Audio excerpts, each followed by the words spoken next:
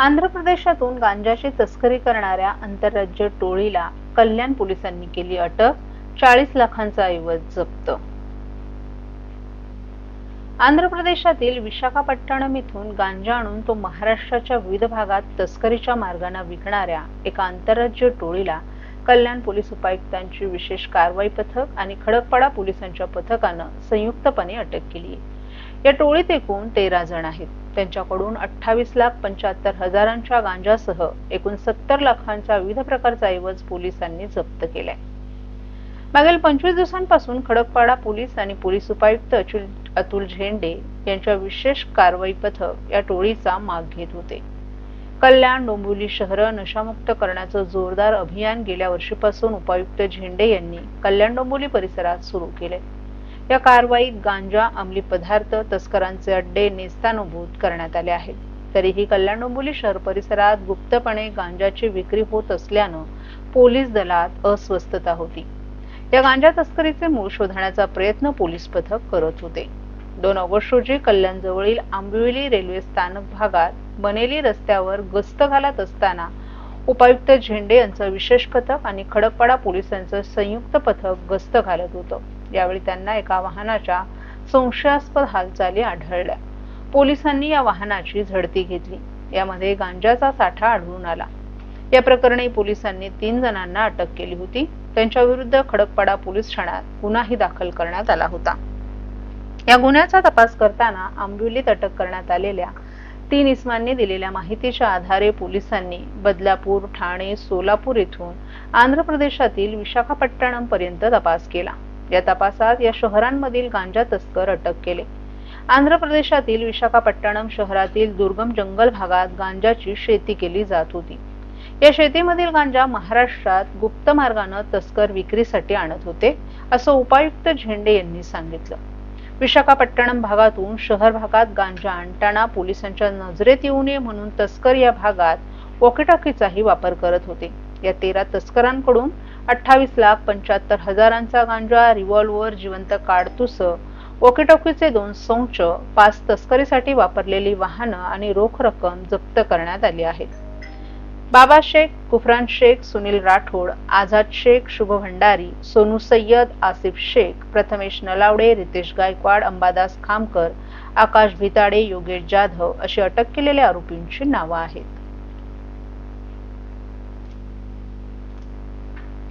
Thane police commissioner Shri आशुतोषजी Dumre sir, joint commissioner ज्ञानेश्वरजी Chavan sir आणि यांच्या मार्गदर्शनाखाली ठाण्यामध्ये DCP झोन 3 अतुल झेंडे, त्यांचे सहकारी कल्याणजी घेटे,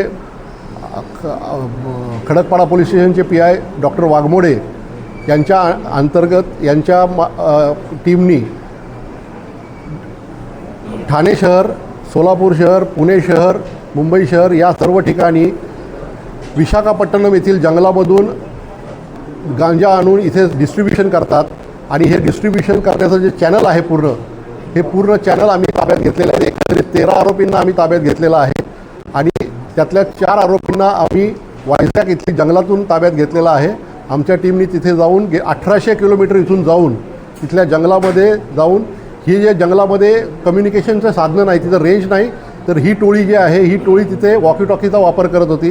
कुणी त्यांच्यावरती हल्ला केला तर त्यांना डिफेंड करण्यासाठी त्यांच्याकडे पिस्टल आहेत, त्याच्यात काडतूस आहेत, गाड्या आहेत.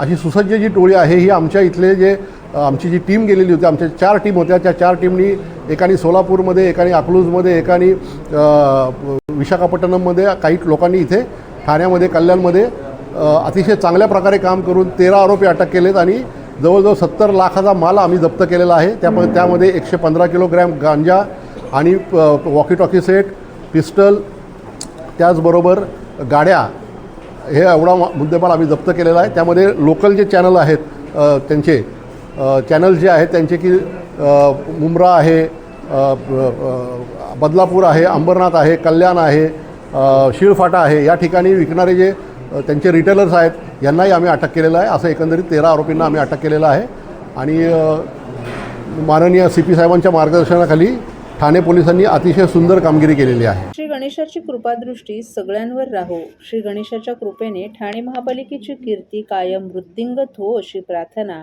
ठाणे महापालिकेचे आयुक्त सौरभ राव यांनी केली आहे.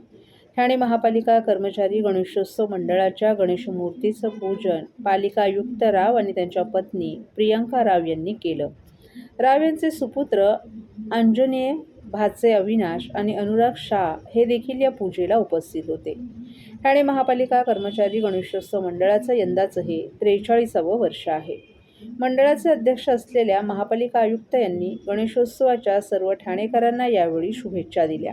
यावेळी अतिरिक्त आयुक्त संदीप माळवी, अतिरिक्त आयुक्त प्रशांत रोडे, उपायुक्त जीजी गोदेपुरे, उपायुक्त मिनल पालांडे, मुख्य अग्निशमन अधिकारी गिरीश झळके, आपत्ती व्यवस्थापन अधिकारी यासिन तडवी, मंडळाचे सचिव PH पाटील, कार्यवाहक RK पाटील आदीही उपस्थित होते.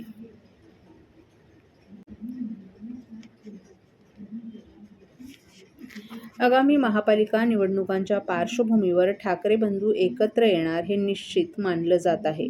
उद्धव ठाकरे यांनी गणरायाच्या आगमनाच्या दिवशीच राज ठाकरे यांच्या घरी जात गणरायाचं दर्शन घेतलं.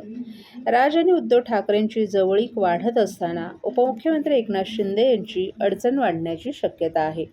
ठाकरे बंधूंची युती झाली तर त्याचा सर्वाधिक फटका एकनाथ शिंदेंच्या शिवसेनेला बसण्याची शक्यता आहे.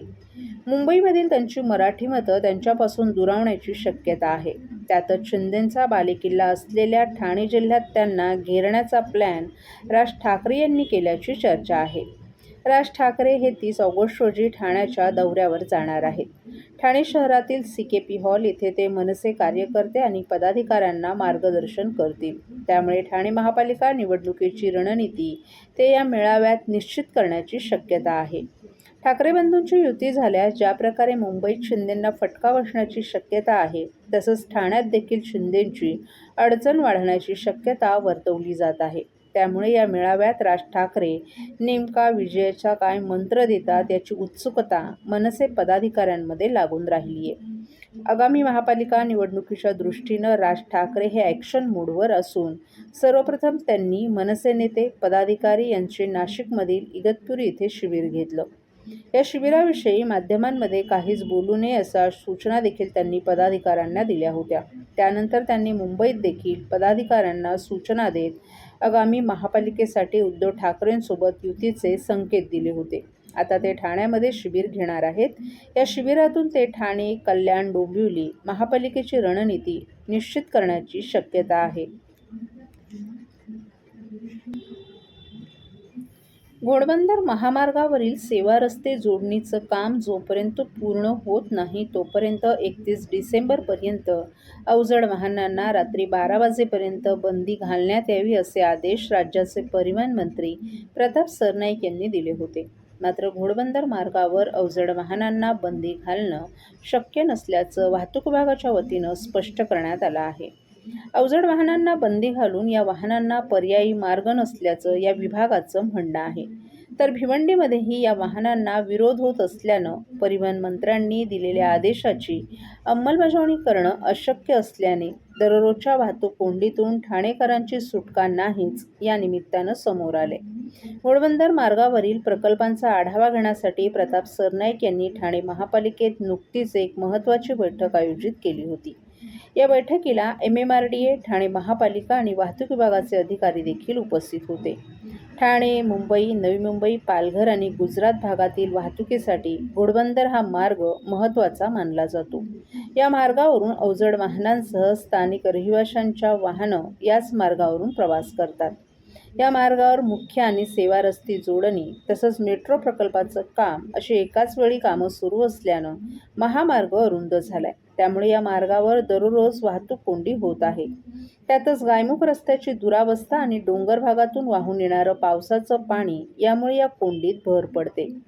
या कोंडीमुळे नागरिक हैराण झाले असून ही कोंडी सोडवण्यासाठी परिवहन मंत्री प्रताप सरनाईक यांनी सेवा रस्ते जोडणीची कामं 31 डिसेंबरपर्यंत करून तोपर्यंत घोडबंदर मार्गावर सर्व अवजड वाहनांना बंदी घालण्यात आल्याचं आदेश सरनाईक यांनी दिले होते. तशा प्रकारेच परिपत्रक काढण्याचे निर्देशही त्यांनी वाहतूक उपायुक्त पंकज शिरसाट यांना दिले होते. सकाळच्या वेळेस घोडबंदरवर अवजड वाहनांना बंदी घातल्यानंतर आधीच वाहतूक कोंडीने त्रस्त असलेल्या भिवंडीमध्ये आणखीनच वाहतूक कोंडी वाढल्यानं याचाही विरोध करण्यात आलाय. तर दुसरीकडे भिवंडीत अवजड वाहनांना कायमस्वरूपी बंदी घालण्यात आली आहे.